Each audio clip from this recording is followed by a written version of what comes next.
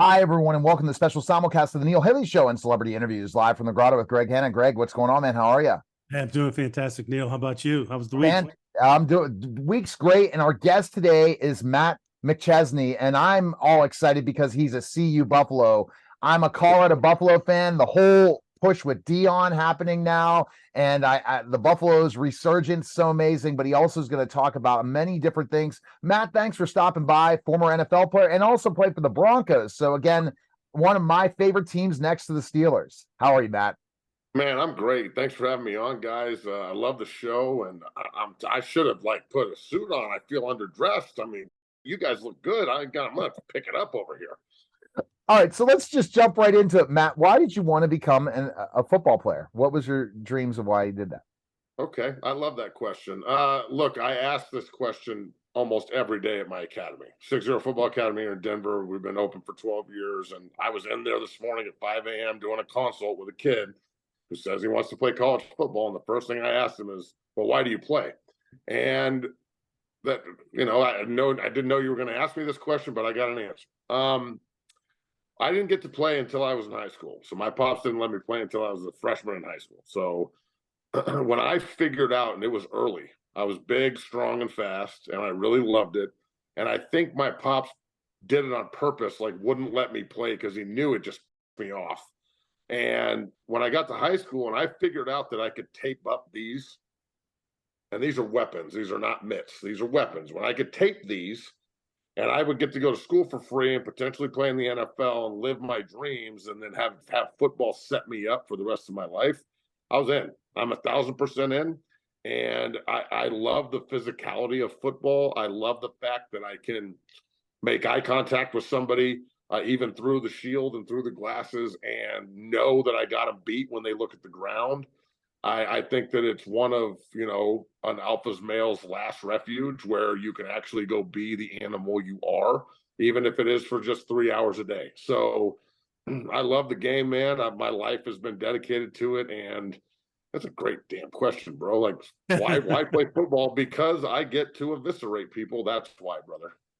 All right, go, Greg. Greg's going to ask some really interesting questions because Greg comes up, pulls some out of the box questions. Go, Greg. I was going to ask you what motivated you when you played football, but I think you made that pretty clear, in your first answer, which is for sure. What do you miss playing about football now, besides being able to be an animal for 3 hours? The camaraderie, and I try and replicate that at the facility and with 6-0 equipment too. It's all big family atmosphere, but the locker room, the boys, that you can't get that back. Once it's gone, it's gone. So that's a big part of it. But pregame, I mean, I don't know how there's some people out there that just don't like music, and I'm not one of them. So the pregame for me was always, it's just you and your tunes and getting ready to go to battle. And the pregame is just, it gives me goosebumps thinking about it right now, man. It's something that it's impossible to replicate. There's no other feeling like it. The national anthem, my senior year, we played at Kyle Field in 2004 against A&M. And before the game, first President Bush flipped the coin, and they flew 2 B-52s opposite each other that broke opposite each other. The place is shaking. Falling off of the troughs, it was insane. And then, to have that happen again in the NFL multiple times, to be on the sideline with the Jets opening day in Kansas City and here, and the home of the Chiefs, and you're like, holy, I didn't know they were going to do that. So pregame is unlike anything. There's other sports that have good pregame rituals, but nothing like football. And whether you're a fan or a media member or a player or a coach, it's a different experience for all of us. And I mean, that got me going, bro. Gets me going now. I'm about to jump through the phone and tie that tie.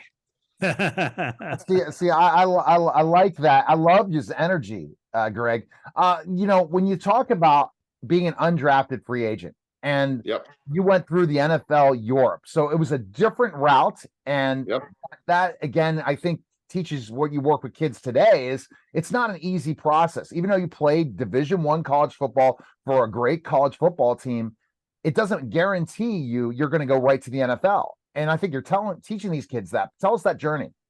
Yeah. So, my journey was crazy. I was the first commit of my class at CU in 2000 and helped Coach Barnett bring in a really good class. And in 04, when I was a senior, there was a huge scandal at CU with like Katie Nida and like female kicker, and Coach Barnett got suspended, and none of us got invited to the combine. Nobody got drafted. Like it was a blackball year essentially, right? And like as a senior, when you have 60 tackles and 7 sacks and 3 technique, that's draftable. Like that's top in the country stuff. So that motivated me and put me off proper. And then, the hardships of this game and overcoming them is kind of really the point of it. Going undrafted put me in a situation in St. Louis where I walked in, but they didn't draft any defensive linemen. So I'm an undrafted player, but I'm like the draft pick in the room. So I had worked myself into this 2 deep only to come home. The breaks are different now, but back in the day, St. Louis, the Rams were in a place called Earth City, and we would get 5 days off. Or 5 weeks. So after OTAs and training camp and before the buildup, you get 5 weeks to go home. So I came back out here. I'm from here. My parents, we own a huge piece of property up in Boulder called Triple Creek Ranch. And I got West Nile virus 2 days before I was supposed to get back to camp. And they found me on the floor in convulsions. I was in the hospital. They cut me by mail. Like, hey, you can't come to camp, even though I'm like in the hospital on a ventilator. They didn't even call me. So that was my first indication of what the NFL really is. When I got picked back up by the Jets, like week 6, I was so motivated and so like emotional about it because I was being told by everybody to stop playing, go get a real job. And I'm not a real job type. So I put all my eggs in this basket and I was determined to make it work.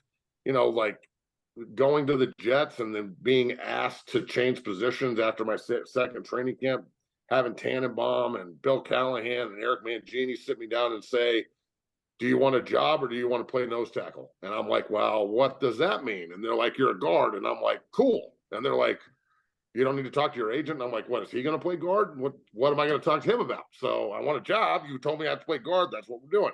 So I got the opportunity to play both ways in the National Football League, which gave me my master's degree in football, which makes me an incredibly good coach and developer of talent because I was average. I was just an average player. I got hurt a lot. It wasn't, the NFL was not really a dream. It could have been a nightmare, but I turned it into Alice in Wonderland, bro. Like it's how you look at it. So all the adversity of the injuries, going to Europe, that was incredible, by the way. All the Frankfurt games, great idea, NFL, you like money.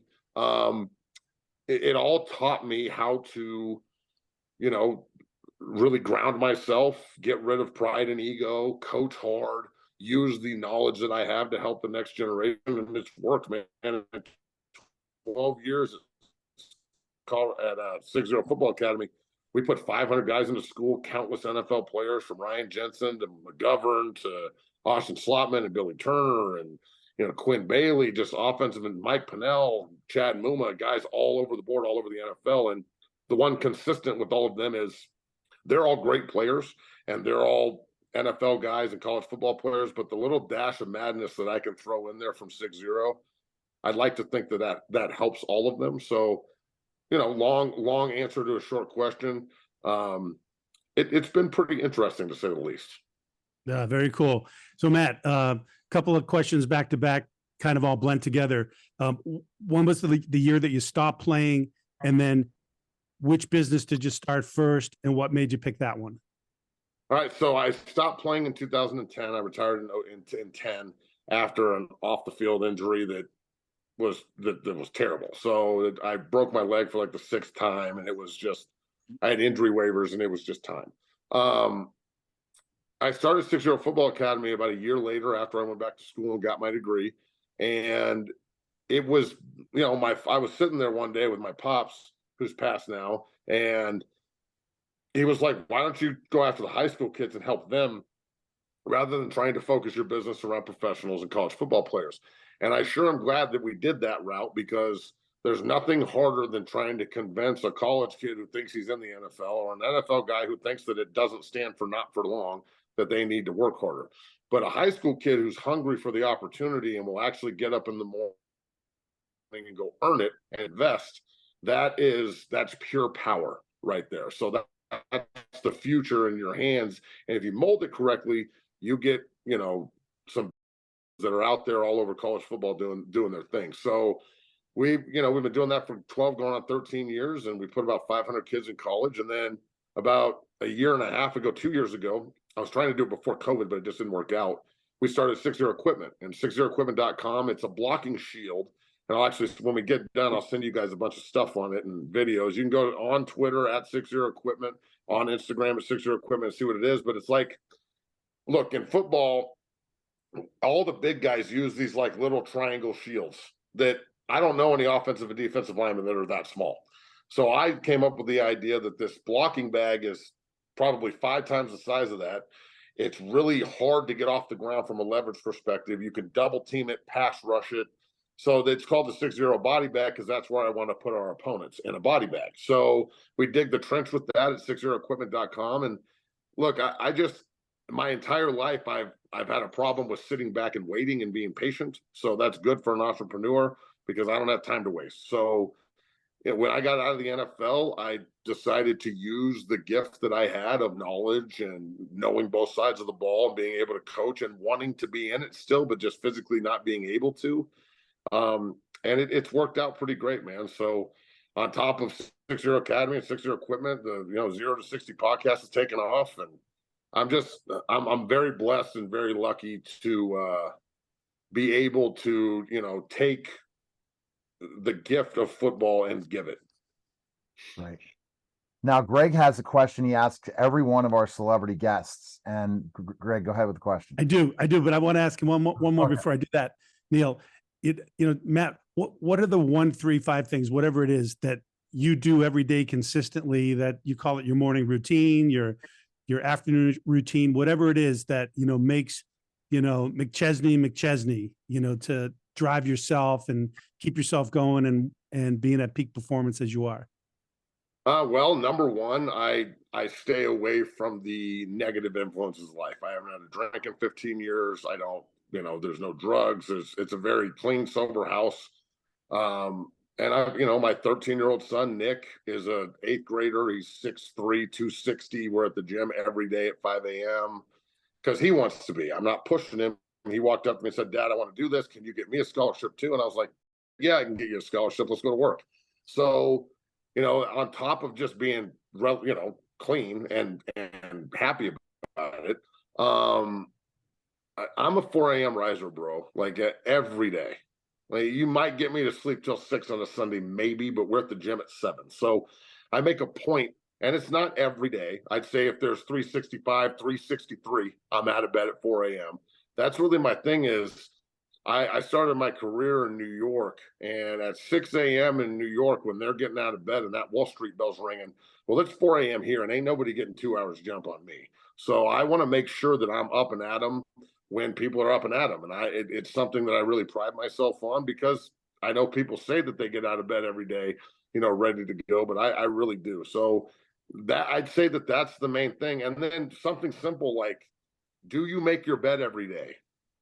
Like, really simple things like that. It teaches consistency on a level that, if you do it when you're 15, you'll do it when you're 45. So, it's little, like, kind of corny things, but I really think that those things go a really long way in helping you kind of figure out how to take the more big, complex things and do the same exact thing with them and not overthink the process. Got it. Neil, did you have another one? Are you ready for me to go? No, I'm ready to go with your big question. Right. Go ahead. All right, Matt, this has been a real honor and a privilege to speak with you. Appreciate it. I'm going to ask you a question for myself. I ask this of every celeb that we have, and, NFL athlete and so on. It's for myself, but also for my listeners. Matt, what would you say is the most important thing in life that you've ever learned? That forgiveness is for you. That's the most important thing I've ever learned. That the anger and animal that I carried around from 13, 14 years old to 30 years old, it helped me, but it also hurt me. So when I figured out, post NFL, post, football, that holding grudges and vindication and things of that nature, that doesn't affect the other person. That affects you. And if I could give any advice to people out there, everyone, it's that forgiveness is for you. The bigger man is the way to go. Pride and ego as a man, especially, will take you down a road that you can't recover from a lot of the times. So letting go of things that hold you down, even though you're in control of it. So if somebody did you wrong and you carry that around for 10 years, do you actually think the person that did you wrong is carrying that around? No, they're not even thinking about it. They don't even know that you don't like them. So if I could give advice to anybody out there, anyone listening, anybody watching this, just, it's okay to say I was wrong, to ask for forgiveness and to give it, and actually mean it, and then forgive yourself and move forward and understand that usually your biggest enemy is the voice in your head. So that, I guess that would be the main that I've learned in my 42. Awesome.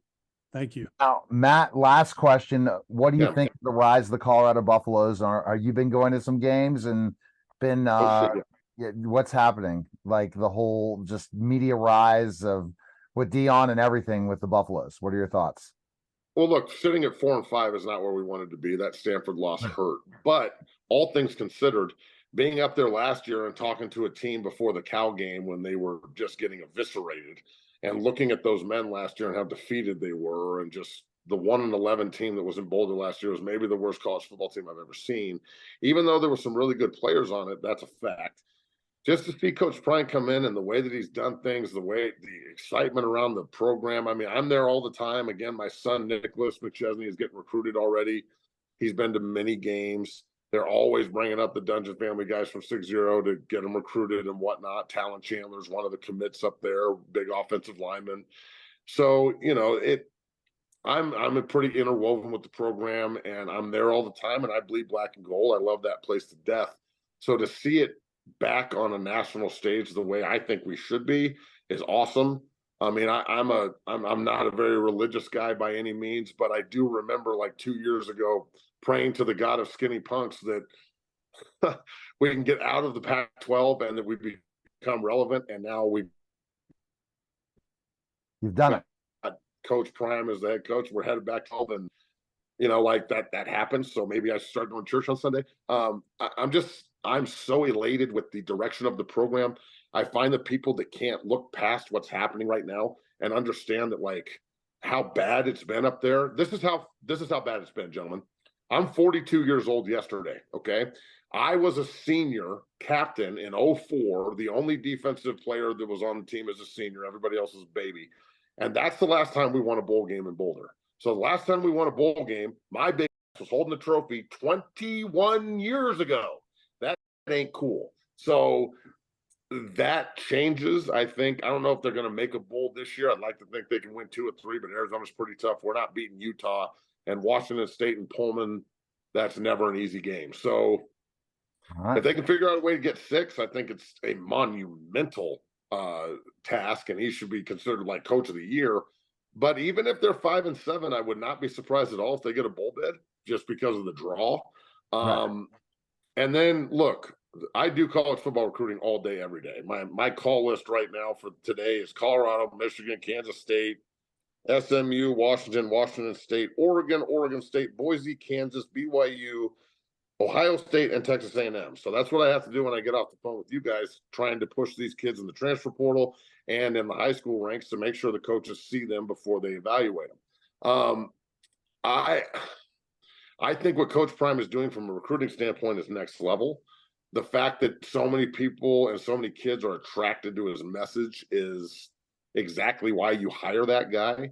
When the hiring process was going on, I was on, like the player board or whatever. It was me and Bloom and Klatt and Andre Gerard and a couple other guys, Lance Carl, who's obviously the AD up there. And I was talking to Coach Prime's people behind the scenes, trying to facilitate this. And I remember having the conversation with Rick George, the AD, and saying, all of us in no uncertain terms saying, please go for greatness and don't go for comfort. If you go hire Bronco Mendenhall, or you go hire, Brian Harsin, we're going to do the same we've been doing. We'll go 6-6 one day. We'll go 5-7. It'll be great. But we're going to, on this hamster wheel we've been on, we're just going to stay on it. And for Rick George to go out and hire Coach Prime, especially in Boulder, like, let's be real, I don't know how many times I heard this stupid narrative that like Boulder's racist and CU and all this stuff. And then I look up and the last 3 coaches that they've hired are all black men. So like, there's a lot of different trends being broken in Boulder, and Coach Prime is a trend breaker. And I don't know if I could be more excited to have that man at the helm. And I personally think that if you're excited about Colorado now, and I know you're a Buff fan, brother, I think we're in the playoff next year. I wouldn't be surprised if Hunter or Shedeur win the Heisman next year. And I understand that they've got offensive line problems and they've got some issues they have to solve. But there's this thing out there called the transfer portal. Oh, they're all going to come. Yeah. Oh, they're coming, bro. I'm sure. He took him a couple years. He took the same thing that took him a couple years when he was coaching somewhere else too. Well, we appreciate it. Best place again to go, Matt, is where? So you can check out everything at 60 Academy on Twitter, Instagram, and TikTok. My co-host is Bree Masis 303. Make sure you check her out at the same platforms. And then 60equipment.com is the body bag company, the blocking shields for offensive and defensive line play. It's next level. So check that out if you want to donate one to your high school, or you just want to get one for use technique work with your son or daughter, because football's pretty national at the moment. Check that out, guys. And then the 0 to 60 podcast just started on the Bleed Network. We've had great guests from Lawrence Vickers to Brendan Schaub and Coach Jason Brown. We've got Steve Atwater on this Friday. And yeah, man, I couldn't be excited about the future. And I'm really, really thankful for you guys bringing me on. All right. Thanks again, Matt. We appreciate it. Right, Matt. Yes, sir. Thank you. All right. That was a special simulcast of the Neil Haley Show and celebrity interviews live from the Grotto with Greg Hanna, guys. Take care.